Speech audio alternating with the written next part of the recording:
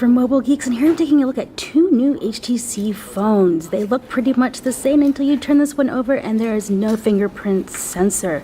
Here we have the HTC Desire 10 Pro, and this is the HTC 10 Lifestyle. So now the significant difference between these two devices is actually, well, in the internals. The HTC 10 Pro is running a MediaTek Helio P10 processor with 3 GB of RAM and 32 GB of storage, and we have on the front a full HD display. Now the Lifestyle it's different because it's running a Qualcomm Snapdragon 3 GB of RAM, and I believe 32 or 64 GB options internationally. It's a little convoluted just because there's a few different IDs globally. But the Lifestyle, on top of running the Qualcomm processor, is very much a audio focused device. So it has a HD display, which I'm a little disappointed in. So this one's a full HD. This one's an HD. Just looking at them, the HD actually looks a little, the colors look a little more saturated. These ones actually seem a little washed out. These are, of course, demo units, so things could change, and hopefully they have the same quality display with the HD looking slightly more punchy. But this actually has DTS audio support. There is a amp in the headphone jack, and we have the little certification right there that you can see, high-res audio certified.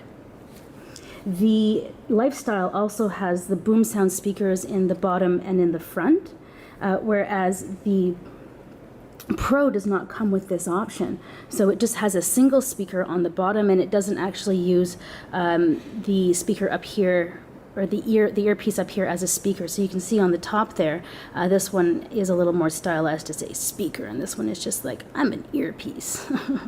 So let's just take a quick walk around the system, and you'll see that these two devices, they seem fairly uniform. Apart from, we have a SIM card reader and an SD card. This only seems to have the SIM card reader down here. On the bottom, we have a dongle, because this is a lifestyle focused product. This one here doesn't have it. So you can also see that this is the boom sound speaker micro USB port, which is kind of interesting. And then around this side, we have the nicely stylized buttons that are just really nice and give good texture. So the thing that you'll notice is that when I'm flipping them around, the Pro is a little bit shorter.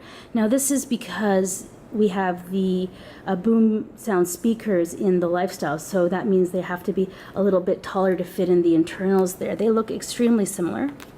All right, so now let's talk camera a little bit, because HTC has done a very good job with the HTC 10 camera. Now, it's not the best camera on the market, but it's definitely running at the top of the pack.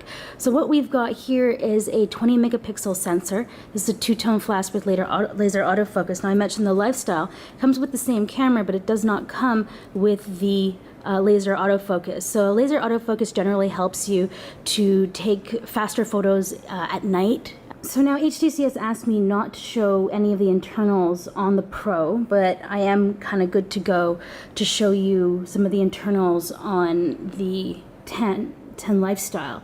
So now what this means is that we have Boost here, lock apps. On the Pro, you'll actually be able to use the fingerprint sensor to unlock specific apps, which is very, very nice.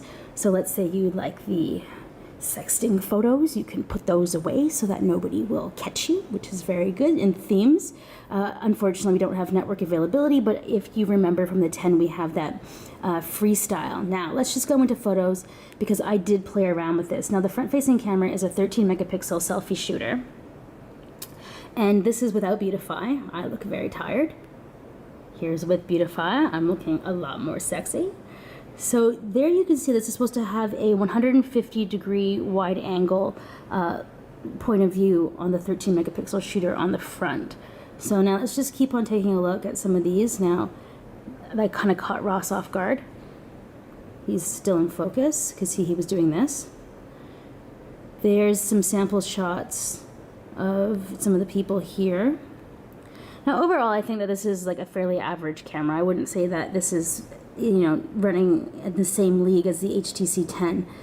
But having said that, this is early pre-production software, because you can see when you zoom in on these creamers here that there is quite a lot of digital noise. Now, this white on white, I was actually very impressed with the white balance, just because the room had the fluorescent lighting, and it's been a little bit of a struggle to get properly lit photos. So there's another, that's on beautification medium.